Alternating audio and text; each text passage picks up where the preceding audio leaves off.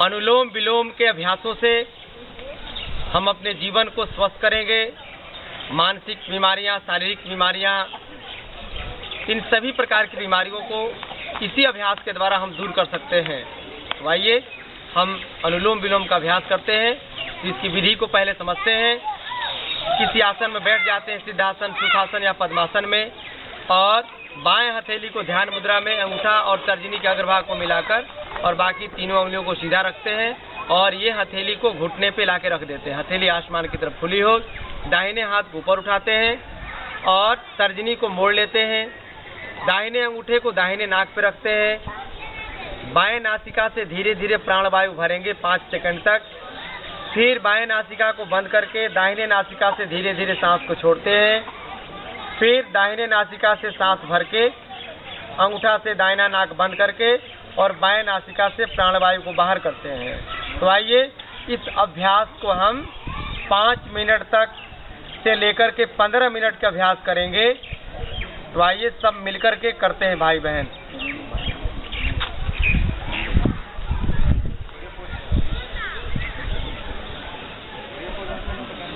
सबकी आंखें बंद हो, मन शांत हो।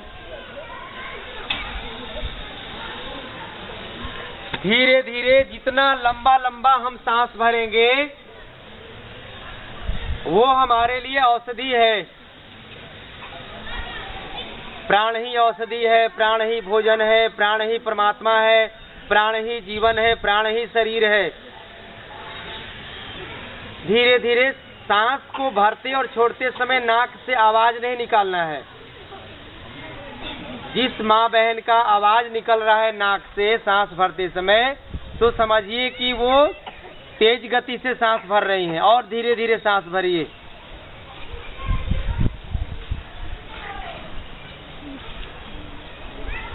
अब सौंप दिया इस जीवन का सब भार तुम्हारे हाथों में। ये परमात्मा, सांस भरते रहिए। इस जीवन के सारे भार को हम परमात्मा के प्रभु के हवाले कर रहे हैं कि हे प्रभु, मैं अपने मन से आज तक करते आया। हम सभी अपने मन का कहना मान करके सभी काम करते आए और हमेशा दुख में, दलदलों में, विकारों में, बीमारियों में फंसते गए। लेकिन आज पहली बार हम सबको यह महसूस हो रहा है कि अपने जीवन को परमात्मा के चरणों में और इस जीवन की डोर को परमात्मा के हाथों में सौंप रहे हैं। अब जीत तुम्हारे हाथों में, अब हार तुम्हारे हाथों में। हे परमात्मा, अभी जीवन को तेरे हवाले कर रहा हूँ। तूने ही हमें जन्म दिया है और एक दिन अंत समय को प्राप्त करके तेरे दरबार में, तेरे चरणों में ही आना है और जीवन भर के अपने कर्मों का लेखा जोखा भी तेरे सामने प्रस्तुत करना है, हिसाब करना है। जैसे हम किसी से पैसा लेते हैं 10 रुपया और उसमें से 1 रुपया 2 रुपया यदि हम अपने पे खर्च कर देते हैं, गलत कामों में खर्च कर देते हैं, तो हिसाब जब देना होता है तो झूठ बोलते हैं। लेकिन झूठ बोलते समय भी हम पकड़ में आ जाते हैं, कारण कि हमारे मस्तिष्क पर, हमारे मुखमंडल पर झूठ और सत्य का जो लकीर होता है वो पढ़ने वाला पढ़ लेता है। धीरे धीरे सांस भरते छोड़ते रहिए।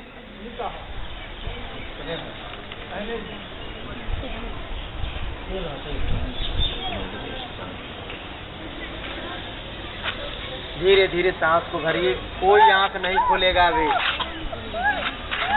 5 मिनट जब करते हैं तो 6वें मिनट से यह तो शुरू होता है।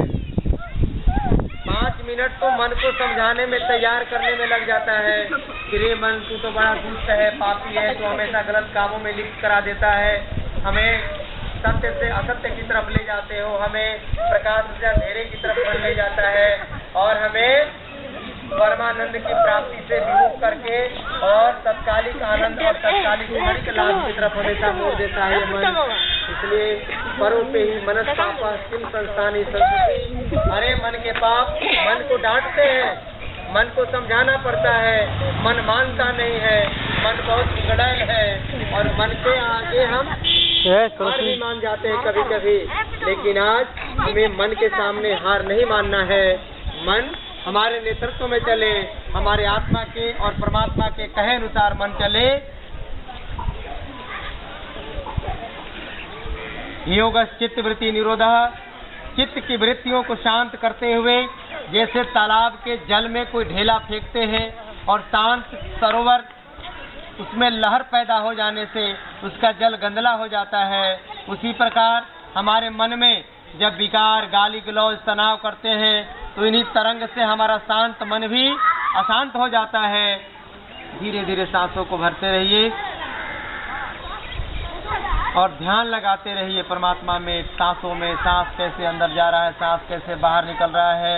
और दिन भर जो हम अपने इंद्रियों के द्वारा कार्य करते हैं तो अलग अलग इंद्रियों से कोई ना कोई गलती होते रहती है।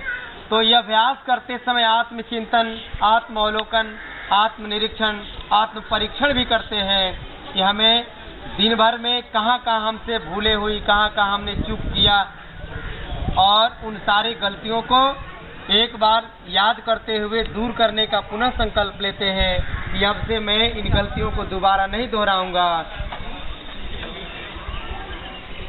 मानव जीवन में जन्म लेकर के ही महामानव बनते हैं। कोई कुत्ता में जन्म लेकर के, शेर बाघ में जन्म लेकर के कोई महामानव नहीं बनता है। इसलिए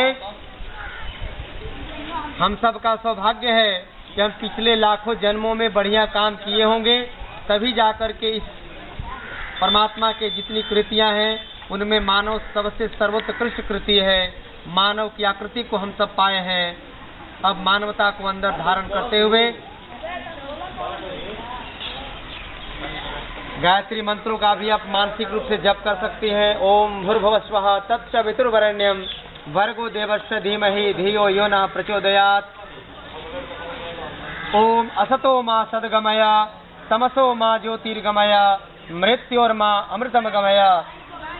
हम बार बार परमात्मा से प्रार्थना करते हैं कि मेरा जीवन असत्य से सत्य की ओर जाए, अंधेरे से प्रकाश की तरफ बढ़े और यह जीवन मृत्यु से अमृत को प्राप्त हो जाए, हम जीते जी मोक्ष को प्राप्त हो जाएं।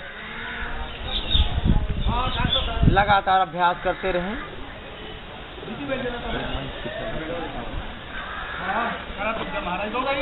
धीरे धीरे इन अभ्यासों को लगातार करते हुए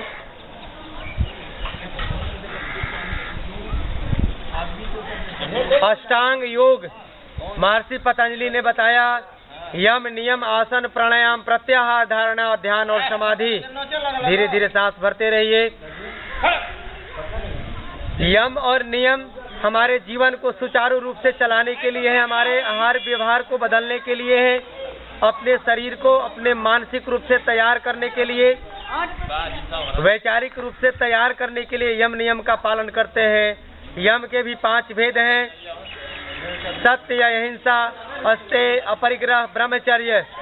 नियम के भी 5 भेद हैं, शौच, संतोष, तप, स्वाध्याय और ईश्वर प्रणिधान।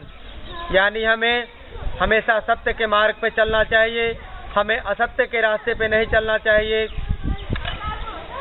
हमें हिंसा नहीं करना है, हमें अहिंसा के मार्ग को अपना करके आगे बढ़ते रहना चाहिए। हिंसा केवल जीव जंतुओं को मारना ही नहीं है, मानसिक रूप से भी, शारीरिक रूप से भी, कार्मिक रूप से भी यदि किसी को दुख पहुंचाते हैं, किसी के भावनाओं को ठेस पहुंचाते हैं, यह भी हिंसा में आता है। लगातार सांस भरते रहिए। हम किसी को गाली देते हैं, क्रोध करते हैं, वो भी हिंसा में ही आ जाता है। अस्तेय यानी चोरी नहीं करना। अपरिग्रह, हमें न्यूनतम आवश्यकताओं से ज़्यादा धन या संसाधन को इकट्ठा करके नहीं रहना चाहिए। जितना कम से कम संसाधन में मेरा जीवन चले उतना ही संसाधन का उपयोग करना चाहिए। और ब्रह्मचर्य, ब्रह्म यानी परमात्मा के आचरण व्यवहार को जब जीवन में अपनाते हैं तो वह ब्रह्मचर्य कहलाता है। यानी हमारा जीवन ब्रह्म जैसा हो जाए, हमारा जीवन उस परमपिता परमेश्वर जैसा हो जाए, राम कृष्ण लक्ष्मी दुर्गा सरस्वती पार्वती जैसा हो जाए। यह है ब्रह्मचर्य का हमारे जीवन में अवतरण। फिर शौच, संतोष, तप, स्वाध्याय और ईश्वर प्रणिधान। हमेशा बाहर और भीतरी रूप से हमें शौच शुचिता का भाव रखना चाहिए। ये योग प्राणायाम जब करते हैं तो आंतरिक स्नान होता है, एक शारीरिक स्नान होता है जो जल से साबुन लगा के करते हैं। फिर संतोष, यानी जो कुछ भी हम मेहनत करके पसीना से कमाते हैं उसी में संतोष करके और परमात्मा को सब समर्पित करके जीवन जब जीते हैं तो हमारा जीवन सफल हो जाता है। फिर तप, यानी हम अपने जीवन को भगवान सूर्य की तरह तपाना चाहिए, अग्नि की तरह जलाना चाहिए और हर एक संघर्षों को भगवान का प्रसाद मान करके जीवन जीना चाहिए। स्वाध्याय, हमें साधु संतों का सत्संग करते हुए हमें अच्छे अच्छे बातों को सुनना चाहिए और अपने जीवन में उतारना चाहिए। फिर ईश्वर प्रणिधान, अपने जीवन को ईश्वर का ध्यान करते हुए, परमात्मा का ध्यान करते हुए जब ध्यान करते हैं तो हमारे अंदर में जो ताकत है, अंदर में जो ज्ञान है, गुण है, वो सब हमें दिखाई पड़ने लगता है।